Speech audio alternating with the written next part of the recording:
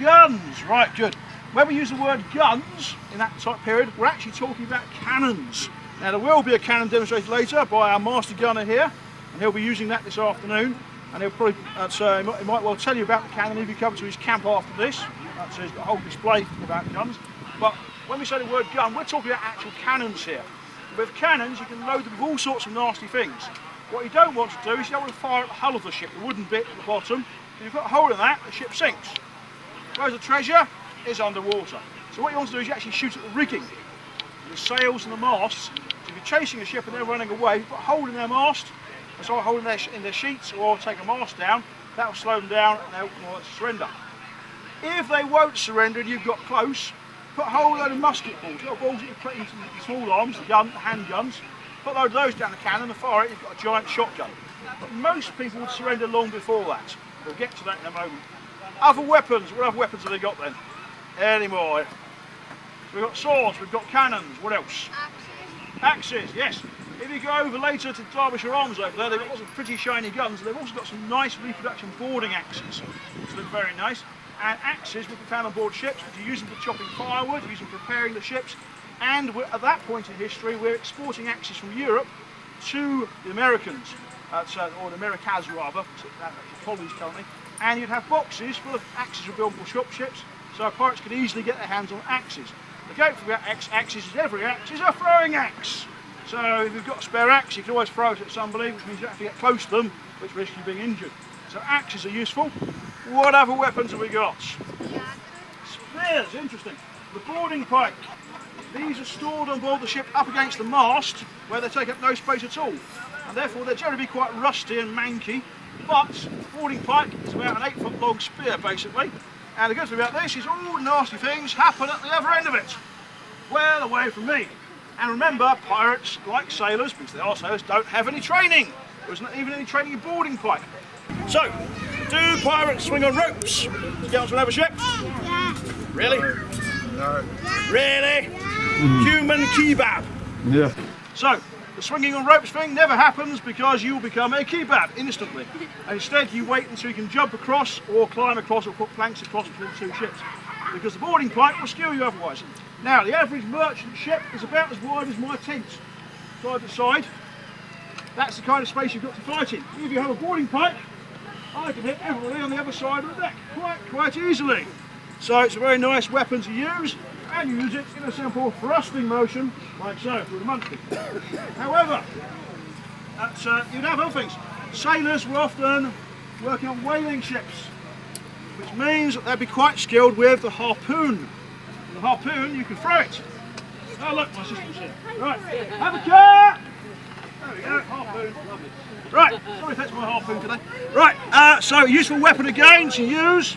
And again, you can use that to skewer people at range or for close-up fighting. Ah, thank you, young man.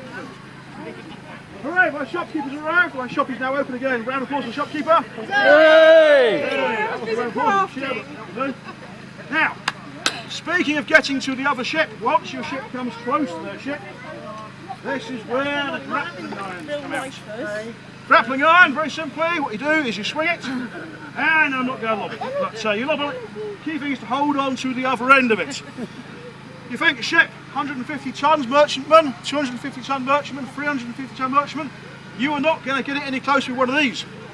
30 of these though, with one person on each lobbing it, and then 5 people to haul on it, you will get the ship alongside. So grappling irons, you throw these, they hook onto the sides of the ship.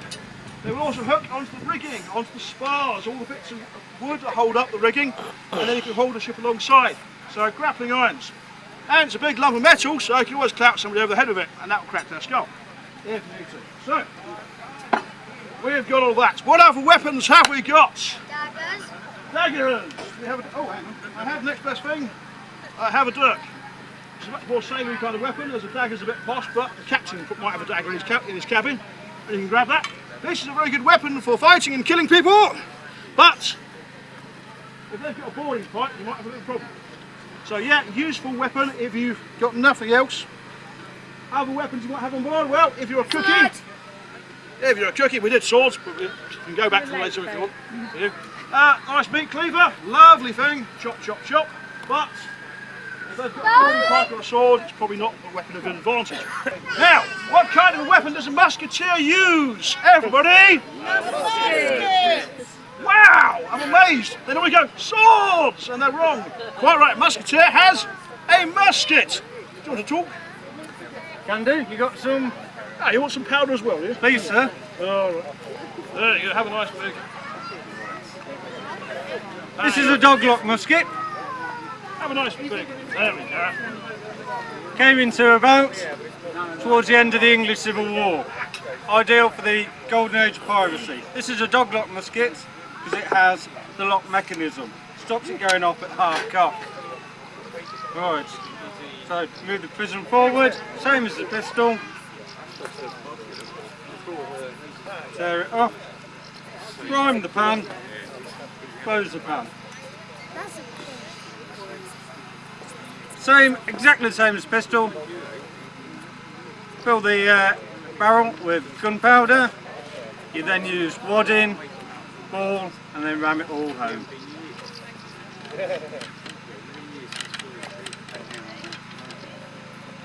Place the ramrod. And then bite. Put it onto full cock. The dog lock will drop off. Then it's ready to fire. They don't do that. Okay. That comes from free play. There we go. Round of applause for musketeer. Right now, we also have that clearer. Now, the blunderbuss. The blunderbuss has a flare at the end of the barrel. Can anyone tell me why it has a flare at the end of the barrel? Any volunteers for some information? Spread. Quite wrong, thank you, yes. Right, so everyone thinks it's so that the shot will spread out. Bit of physics, if something...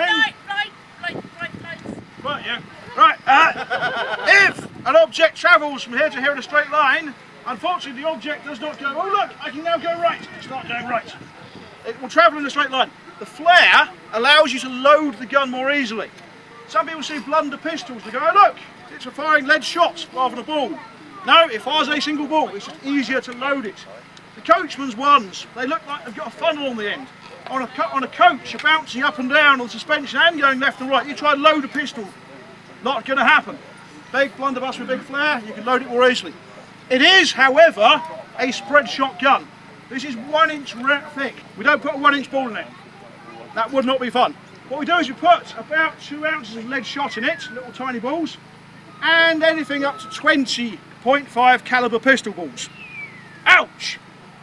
We've live fired this one to see what it does. At 20 yards, which is about where that white tent there is, all the balls bounced off the wooden target. You'd be in a world of pain, but you'd be quite alive. At 10 yards, which is about the width of a ship, it shredded a 4.5 foot area with 5 holes the size of my fist. Which, considering that each of those holes must have been caused by the pistol ball, and there were 10 pistol balls, we don't know where the other 5 went, the target was 5 foot across. So it's hitting a very wide area, and everything in that area, like say that area there, is going to be in a world of difficulty. So it's a really good weapon at sea. On a battlefield, the musketeers will fill you full of holes before you even get close enough to see them. Well, to sight them with this thing. And the other good thing about blunderbuss is it weighs about 8.5 kilos, which means once you've done the firing, this brass bit here can be used to smash somebody's skull in. But anyway, so enough to talk about blunderbuss. You don't want to see it fired, so I'll put it away. Fire it! Right, you want to see this fired? This gun will take a lot more gunpowder than our little baby one.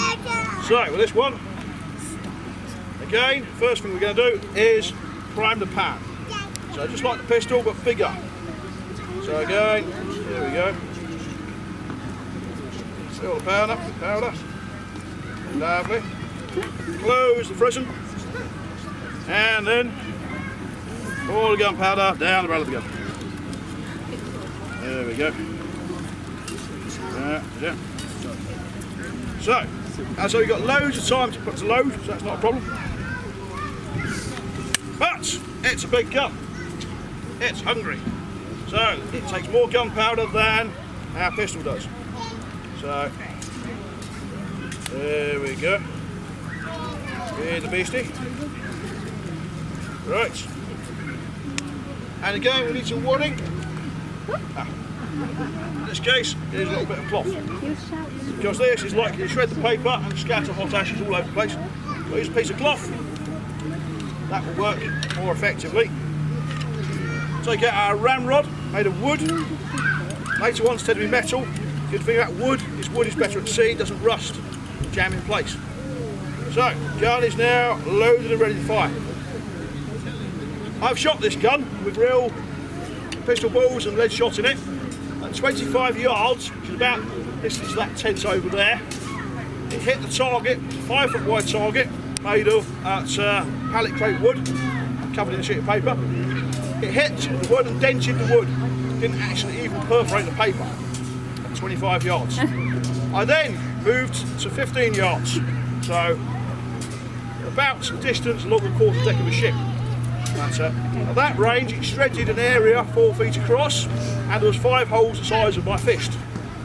Now, given that we fired the 8 pistol balls in it, the other 3 missed the target completely, so we don't know where they went. So, if I fire this at the crowded deck of a ship, if I fire it in that direction, I'm going to hit all of you people, from the lady in purple to the gentleman in the greenish, bluish, turquoisey thing. So, this is what we call a deck clearer. This will do a lot of damage. So, have a care. There we go. Right. Right, now, I'm guessing you're bored of explosions by now. So, Le Grenado. Now, the grenado has been around since the late 15th century in this form. Grenado means pomegranate. Ooh. First ones made of clay and looked like pomegranates, so they called them that. And they were invented by the Spaniards, that's why they called them granados. We'd have probably called them bang things, but we didn't get there first. So, it's a metal bowl filled with gunpowder. It's got a fuse on it, so we go this light fuse, and then we lob it at our enemy. Imagine you're on the deck of a ship, and you still haven't surrendered after that long. We've lighted some of these, we've thrown on the deck of the ship. The deck of a ship is not flat. The sea is rarely flat as well. It's going to roll all over the place. So it rolls over here, where are you going? You're going away. It rolls over here, where are you going? You're also going away. If you're really brave, you might chase it with a bucket. Yeah, Dead Tom used to do that. That's why we call him Dead Tom. So, to demonstrate this, I've got a long fuse on this, so I'm going to come towards you and see what you do when the bomb comes towards you. Let's find out. Oh, here it comes, it's coming towards you. It's rolling this way. It's rolling that way. Where will it go? It's going and, oh yeah, sorry, we modified the design to make it safe, by the way. I meant to tell you that at the start. That reminds me, we also didn't mention the other thing. Yeah, when anyone fires a gun near you with gunpowder, do not breathe in the smoke, it's a laxative. I was meant to say that at the beginning. Okay, right, never mind. Right, anyway, so, now, hey, that's the one. Right, oh, there we go. That was slow match, by the way, also known as cannon fuse. We use that to fire the cannons, but it's also good for lighting grenados. So, let's see, we've done the small arms, muskets, pistols, blunderbuss. We've talked about the boarding pikes, harpoons, cutlasses, knives, boarding axes, grenados, and the cannons, of course. So, what is the most important weapon for a pirate? Sword. Ship. Ooh, the ship! Thank you! There we go. The one weapon we haven't got here to show you is the most important weapon of a pirate. It is the ship. They are sailors. Once you've turned pirate and taken over that ship, first thing you do is improve it. You careen it, you jam it up on a beach, winch it up the beach on the anchor chains, it takes a lot of work, scrape its bottom. Yeah, you scrape the bottom, you get all those bits of seaweed off, all those crustaceans. This makes it smoother in the water. You take off the upper deck, get rid of the captain's cabin, we don't need that anyway. Take off the foredeck as well, makes it flat. Add an extra mast, add as much sail as you can. But now, what else makes a ship easy to use? Lots of crew. Merchant ship has between 8 and 15 crew. Every ship you capture, you go, "You sir, would you like to join my crew?" What's my choice? Well, that's the thing. What is the choice? When you see a pirate ship approaching you, it will typically take an hour to get to you.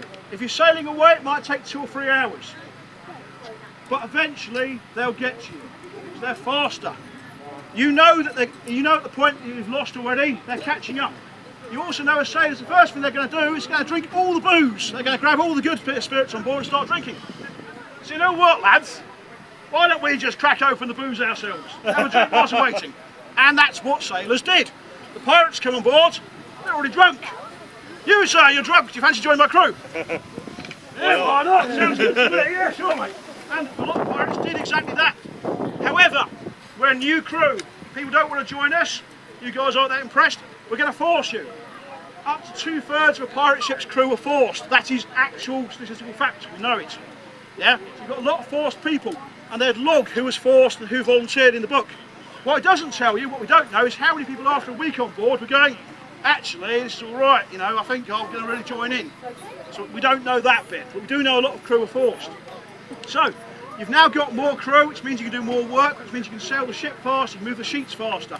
You can do more modifications to the ship, and when we come alongside you, we've been cruising for a week now, we've captured 10 ships, we've got quite a lot of loot, we've improved our ship, and we've got a crew of 100. You're on a merchant ship, there's 10 of you. Are you going to fight us? The main weapon you've got is your ship and your crew. Sheer terror is enough, but most ships will surrender without a fight because there's no point trying to fight the pirates. You'll only make them angry. And that's exactly what happens. So, I've been talking for quite some time now, so I could talk for hours and hours, literally. If you want to know anything, please come and speak to me. In fact, he's here to tell me to stop talking, probably. Yep. So, if you've got any questions, ask them now, and then we'll end this in a moment. So, any questions anyone wants to ask right now? Sorry? Are you buying the book? Am I buying the grog? Grog's not invented yet.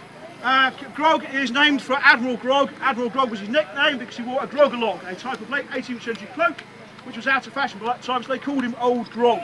He was a mean old git as far as the Navy is concerned because he came up with the idea of adding water to good spirits and making rum, which also meant the Royal Navy started to actually win some battles because the crew weren't half cut the whole time. So there is no grog for pirates because pirates don't drink grog. Yeah. Oh, and other spoiler, they didn't wear tricorn hats. Terribly sorry. The reason is, tricorn hat comes into fashion in 1735, Gold Age piracy ends in 1730. Aren't I a sports sport? It's fine, it's a pirate festival. Enjoy wearing the hats, they look great. Everyone looks good in the tricorn. Thank you very much, I'm done. Thank you, Bob.